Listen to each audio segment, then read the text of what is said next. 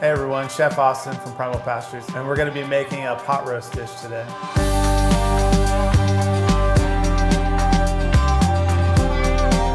First, we're going to start out by taking our chuck roast. We're going to season it with some salt. We're going to get our pan nice and hot, put some avocado oil in there. We'll go ahead and take our chuck roast and we're going to place it in the hot pan. After we get a nice sear on our chuck roast, we're going to go ahead and take our onions and our garlic. We're going to saute those until translucent. Once that's done, we're going to go ahead and take our tomato paste, take about a quarter cup of wine.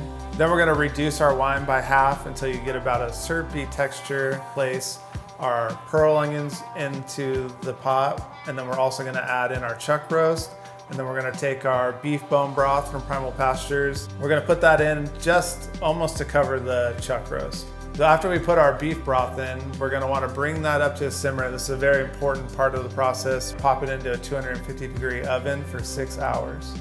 So when you have about an hour left on your pot roast, you want to go ahead and start working on your yam puree. To start this, you're going to take your yams, you're going to peel them, cut them into about quarter-sized chunks. You're also going to need half an onion, 1 clove of garlic. Put them into a pot with water to cover, and you're going to simmer that until nice and tender. Once our chuck roast has been in the oven for 6 hours, we're ready to pull it out. Now we're going to start our pan sauce. For your red wine reduction, you're going to go ahead and take about a half a cup of Zinfandel wine.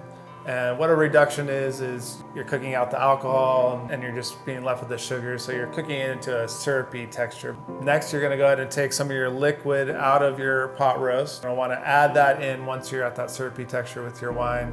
You add it into your saute pan and you're going to reduce that again. Once we reduce our cooking liquid, we're going to season it with a little salt to taste. Once you have your red wine reduction finished, you're going to want to go ahead and take your pot roast, set it in the pan with the sauce, and kind of dip your spoon in and glaze over the meat.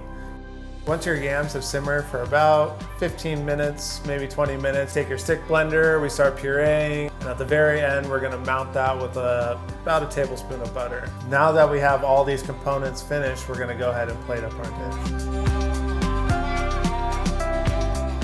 You're going to want to start with your yam puree. You're going to do a healthy portion on the bottom. We're going to go ahead and take our chuck roast, our glazed chuck roast, and we're going to set it on top of the yam puree. After that, we're going to take our pearl onions and place them around. After that, you're going to take any sauce that you have left in your pan and drizzle it over the top of the chuck roast. And then you're going to go ahead and finish this with some chive.